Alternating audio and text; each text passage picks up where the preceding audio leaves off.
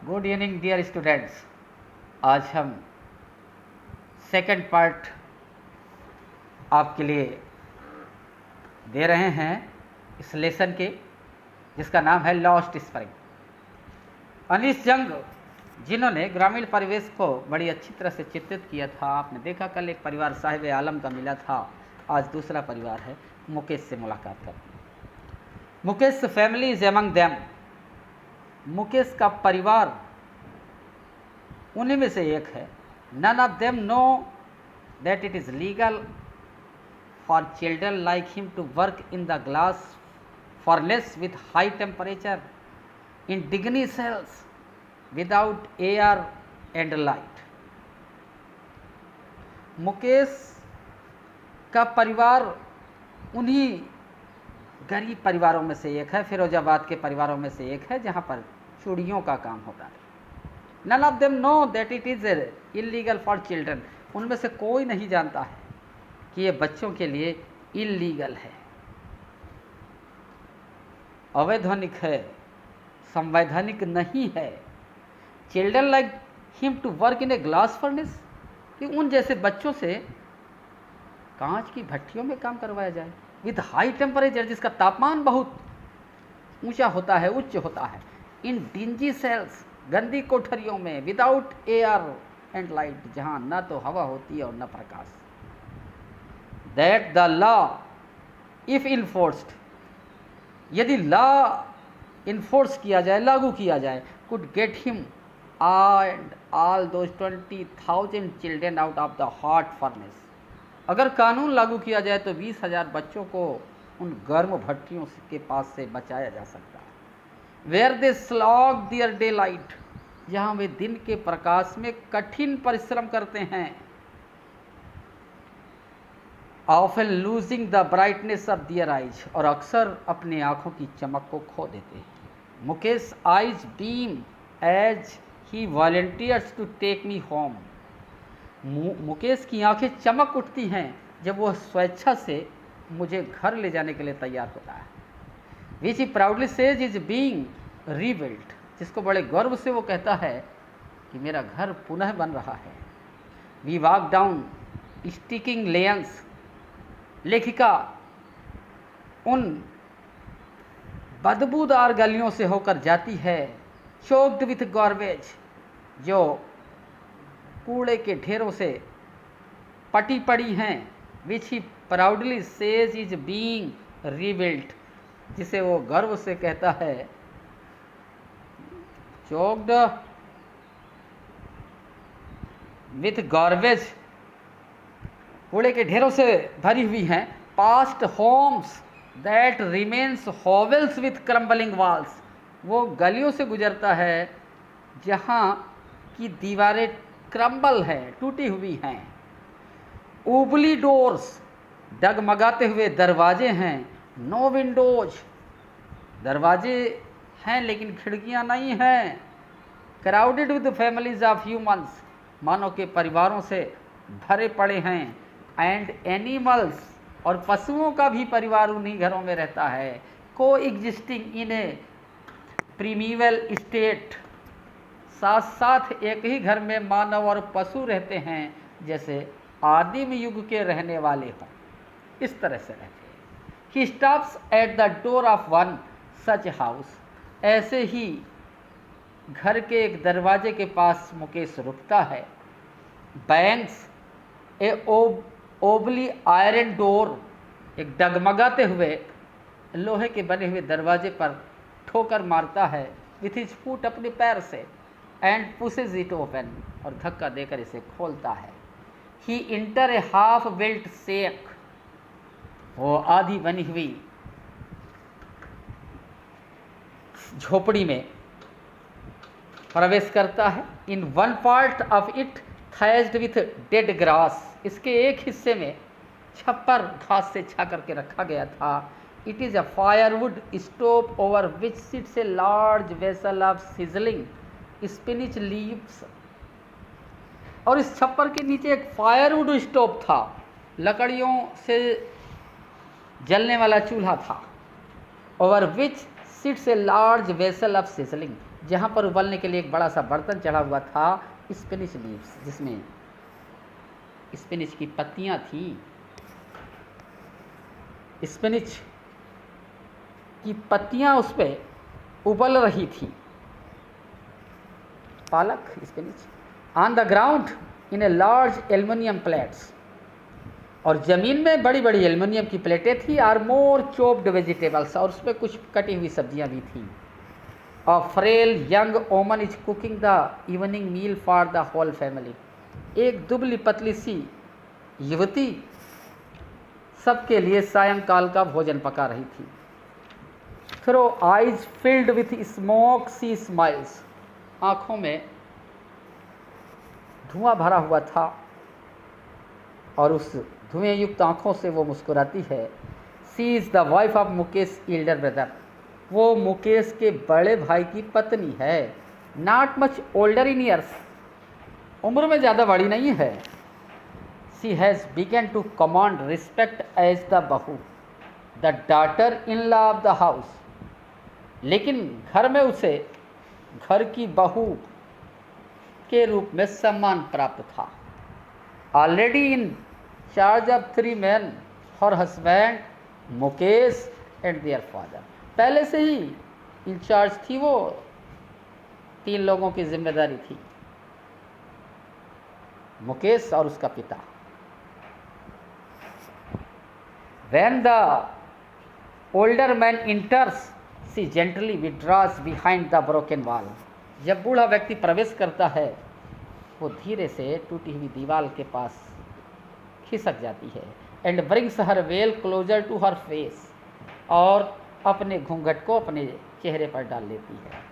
As custom demands daughter in law must veil their face before male elders, वहाँ की प्रथा थी कि बहुएं वायोवृद्ध पुरुषों के सामने अपने चेहरे पर घूंघट डाल लेती थी। In this case the elder is an impoverished bangle maker, इस मामले में जो बूढ़ा था वो एक बहुत ही अति कुपोषित गरीब बैंगल मेकर था, चूड़ी बनाने वाला था। Despite long years of hard labour, कठिन लंबे समय तक कठिन परिश्रम करने के बावजूद, first as a tailor then a bangle maker, पहले एक टेलर के रूप में, कपड़ा सिलने वाले के रूप में, दर्जी के रूप में, और फिर दूसरे नंबर पर चूड़ी बनाने वाले के रूप में। He has failed to renovate a house, वो अपने घर को रिनोवेट करने में, नवीनीकरण करने में असफल रहा। Send his 2 sons to school, अपने 2 बेटों को स्कूल भेजने में असफल था। All he has managed to do is teach them what he knows, जो कुछ भी वो प्रबंध कर पाया था वो ये था, जो वो जानता था वही सिखा पाया था। The art of making bangles, चूड़ी बनाने की कला। और अब चलते हैं 12वें पैसेज पर। इट इज हिज कर्म, हिज डिस्टिनी, ये उसका भाग्य है, कर्म है उसका। Says Mukesh grand mother, Mukesh की दादी माँ कहती है।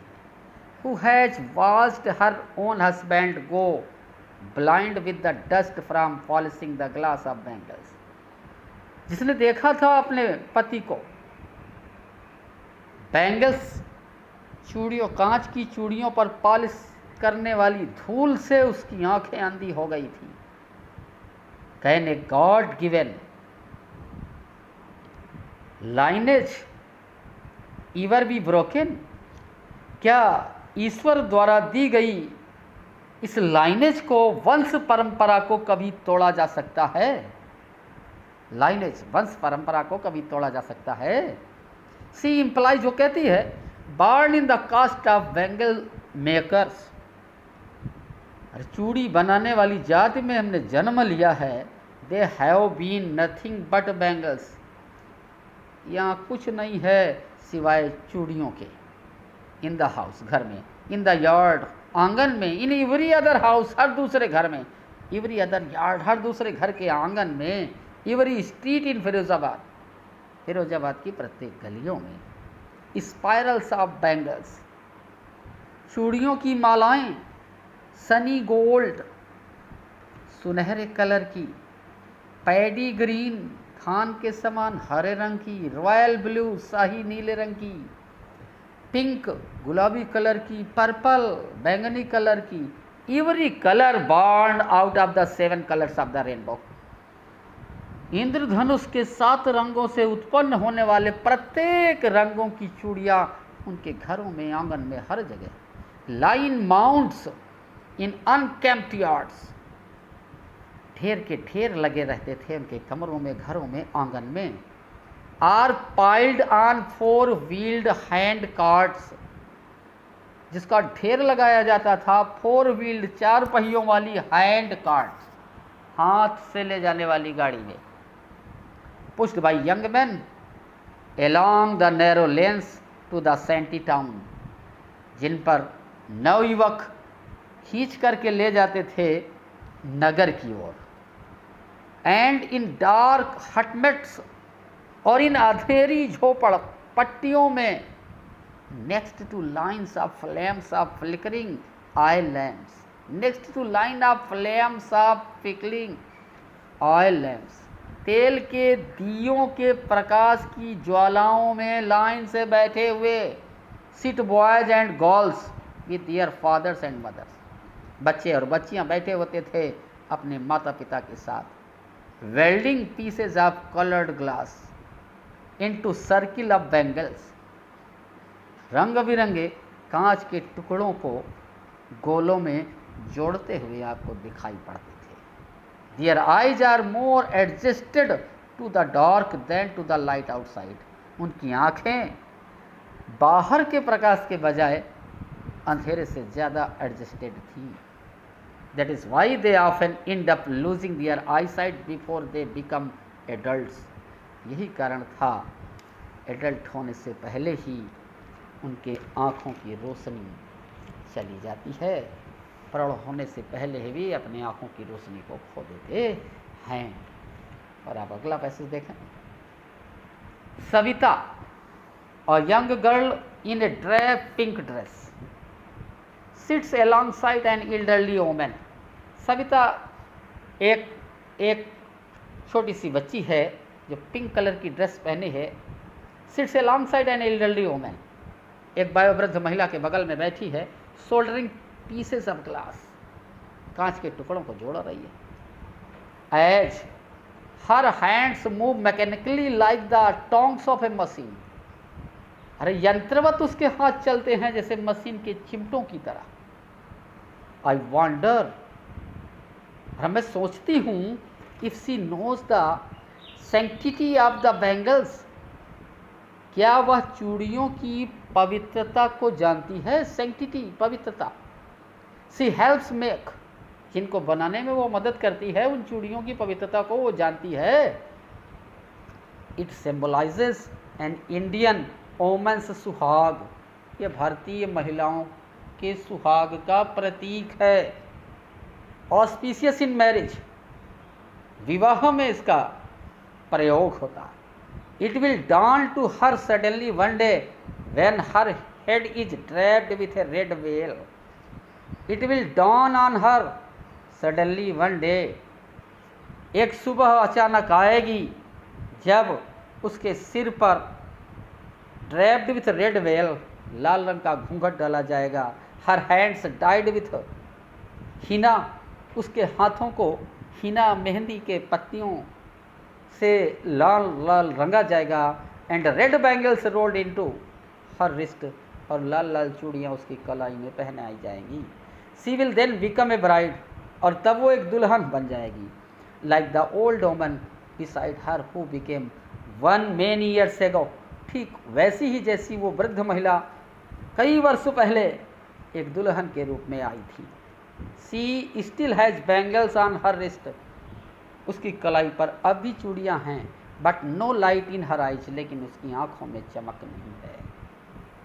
एक वक्त शेर भर खाना भी नहीं खाया। She says in voice drained of Joy.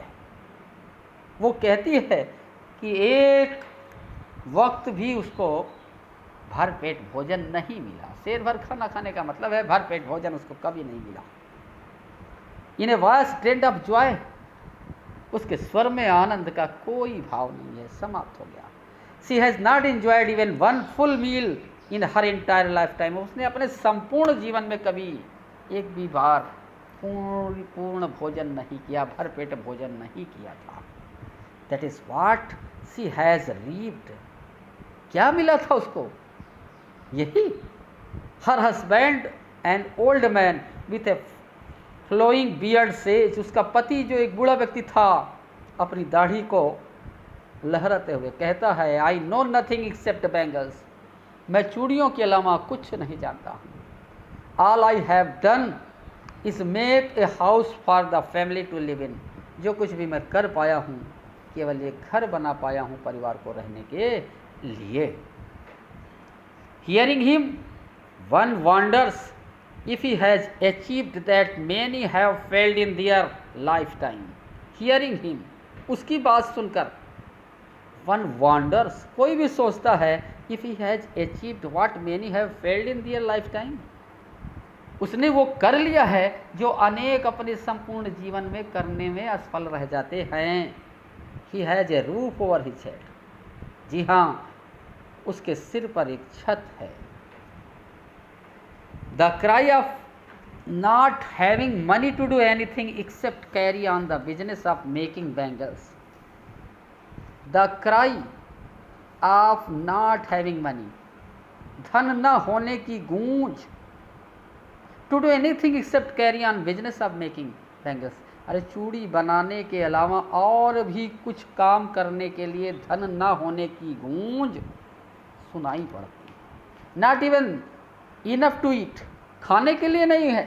Rings in every home, ये बातें हर घर में सुनाई पड़ती हैं। खाने के लिए ही पर्याप्त नहीं है तो कुछ और करने के लिए धन कहाँ से आएगा, ऐसी बातें हर घरों में सुनाई। The young man echo the lament of their elders. जो नवयुवक हैं वो भी अपने बुजुर्गों के स्वर को और तेज करते हैं। सिवाय पश्चाताप के उनके पास कुछ नहीं है। Little has moved with time it seems in Firozabad. ऐसा प्रतीत होता है कि फिरोजाबाद में कुछ भी नहीं समय के साथ बदला। Years of mind numbing toil have killed an initiative and the ability to dream. Years of mind numbing toil, वर्षों से कठिन परिश्रम करते करते लोगों की चेतना को नम्ब बना दिया, शून्य बना दिया है। All initiative and the ability of dream, उनकी सारी क्षमता समाप्त हो गई है और स्वप्न देखने की क्षमता भी समाप्त हो गई। Why not organise yourself into a cooperative. आप एक सहकारी समिति क्यों नहीं बना लेते? I ask a group of young man, मैंने युवकों के एक समूह से पूछा। Who have fallen into the vicious circle of middleman. Vicious circle, कुचक्र, मिडिल मैन मध्यस्थ। अरे ये युवक मध्यस्थों के कुचक्र में फंस गए थे। Who trapped their fathers and forefathers. ये जो मध्यस्थता वाले लोग थे, मुनाफा कमाने वाले लोग, ये उनके पिता को और उनके पूर्वजों को अपने कुचक्र के जाल में फंसा रखे थे। Even if we got organised, अगर हम संगठित भी हो जाएं, we are the ones who will be hauled up by the police. We are the ones who will be hauled up by the police. अगर हम संगठित भी हो जाएं तो हमें पुलिस द्वारा गैर कानूनी कार्यों में फंसाया जाएगा, बीटेन, मारा जाएगा, एंड ड्रैग टू जेल, और घसीट कर जेल में डाल दिया जाएगा। फॉर डूइंग समथिंग इलीगल, कुछ गलत कार्य करने के आरोप में। देसे वे कहते हैं there is no leader among them, उनके बीच कोई नेता नहीं है। No one who could help them, कोई ऐसा नहीं जो उनकी मदद कर सके। सी थिंग्स डिफरेंटली, कोई ऐसा नहीं जो चीज़ों को भिन्न रूप से देख सके। Their fathers are as tired as they are, उनके पिता भी उतने ही थके हुए हैं जितना वे युवक थके हैं। They talk endlessly in a spiral that moves from poverty to apathy to greed and to injustice. वे थके हुए हैं। दे टॉक इंडलेसली, वे कभी भी न समाप्त होने वाले बातों से थक गए हैं। In a spiral that moves from poverty, एक ऐसी माला में पिरो दिए गए हैं जो मूव्स फ्रॉम पॉवर्टी, जो गरीबी से गुजरती है।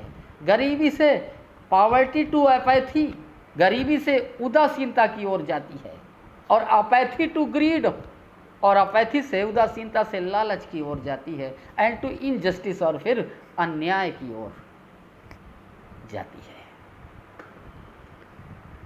और अंतिम देखें, listening to them I see two distinct worlds. लेखिका कहती है, उनकी बातों को सुन करके I see two distinct worlds, मुझे दो अलग अलग संसार दिखाई पड़ते। One of the family caught in a web of poverty, burdened by the stigma of the caste in which they are born। दो अलग अलग संसार दिखाई देते हैं। एक ऐसा संसार है, वन ऑफ द फैमिली, जहाँ परिवार caught in a web of poverty, गरीबी के जाल में फंसा है। burdened by the stigma of caste in which they are born, जिस जाति में पैदा हुए हैं उसके कलंक के बोझ से दबा हुआ है। The other A vicious circle, और दूसरा एक कुचक्र है। Of the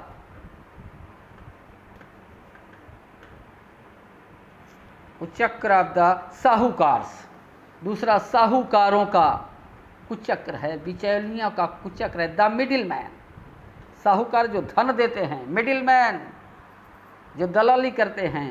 the police man, police वालों का। द कीपर्स ऑफ लॉ, कानून के रखवालों का। द ब्यूरोक्रेट्स, नौकरशाहों का। एंड द पॉलिटिशियंस, और राजनीतिज्ञों का। तो ये दो प्रकार के अलग अलग संसार दिखाई पड़ते हैं लेखिका को। एक पहला कि वो गरीब परिवार है जो गरीबी के जाल में फंसा हुआ है, जाति के कलंक से दबा हुआ है कि हमने चूड़ी बनाने वाले के घर में जन्म लिया है तो हमारा काम ही है चूड़ी बनाना। और दूसरा संसार वो दिखाई पड़ता है जो साहूकार हैं, जिनमें बिचौलिए हैं, जिनमें पुलिस वाले हैं, जिनमें कानून को लागू करने वाले हैं, नौकरशाह हैं, राजनेता हैं। इन सब का कुचक्र है, और इन्हीं कुचक्रों के जाल में ये सब गरीब लोग फंसे हुए हैं।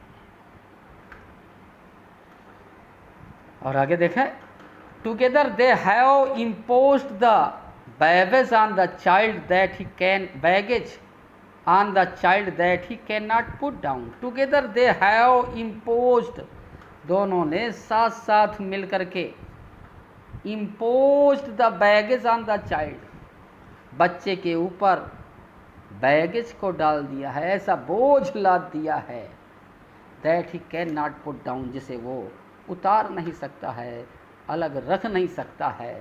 बिफोर ही इज़ अवेयर, इससे पहले वो कुछ समझ पाता, जान पाता।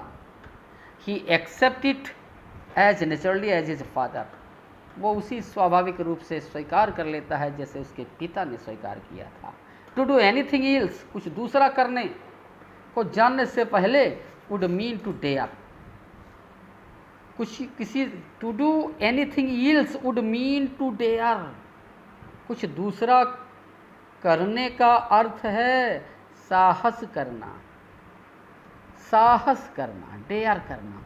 And daring is not a part of his growing up, और ये जो डेयरिंग है, साहस करने का जो शब्द है, चुनौती लेने का शब्द जो है, it is not the daring is not the part of his growing up. ये साहस करने का अंश उनके परवरिश का हिस्सा नहीं है। ये चुनौतियाँ स्वीकार करने का अंश उनके परवरिश का अंग नहीं है। When I sense a flash of it in Mukesh I am cheered। जब मुझे मुकेश में इसकी झलक दिखाई देती है तो मुझे खुशी होती है। I want to be a motor mechanic। क्योंकि मुकेश कहता है कि मैं एक मोटर मैकेनिक बनना चाहता हूँ। ही रिपीट्स, वो दोहराता है। He will go to a garage and learn. वो गैरेज में जाएगा और सीखेगा। But the garage is a long way from his home. लेकिन गैरेज उसके घर से बहुत दूर है। I will walk, he insist. वो दबाव डालता है कि मैं पैदल जाऊंगा। Do you also dream of flying a plane. क्या तुम हवाई जहाज उड़ाने का भी स्वप्न देखते हो? He is suddenly silent. वो अचानक शांत हो जाता है। No, he says. वो कहता है नहीं, मैं हवाई जहाज चलाने का स्वप्न नहीं देखता। Staring at the ground.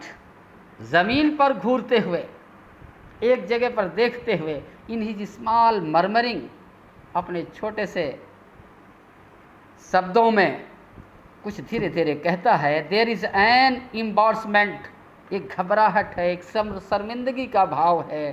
That has not yet turned into regret. जो पश्चाताप में नहीं बदला है। He is content to dream of cars. वो कारों के सपने देखने से संतुष्ट है। That he sees hurtling down. जिनको वो देखता है, hurtling down the streets of his town. उसके नगर की गलियों में तेजी से दौड़ती हैं। Few aeroplanes fly over Firozabad. शायद मुश्किल से ही कोई एरोप्लेन फिरोजाबाद के ऊपर से उड़ता हो, इसलिए वो एरोप्लेन उड़ाने का स्वप्न नहीं देखता है। तेज़ तेज़ गाड़ियाँ चलती हैं, उनके स्वप्न ज़रूर देखता है। तो ये एक बड़ी ही मार्मिक कथा थी जिसको चित्रित किया लेखिका ने। कैसा लगा आपको ये चैप्टर? हमारे वीडियो को लाइक करिए, कमेंट करके हमें बताइए और अपने लोगों को शेयर करिए, जल्दी करिए। और पीडीएफ जो है डिस्क्रिप्शन में देखा जा सकता है। इसके क्वेश्चन आंसर्स जो भी हैं वो पीडीएफ के डिस्क्रिप्शन में देखे जा सकते हैं। Thanks a lot.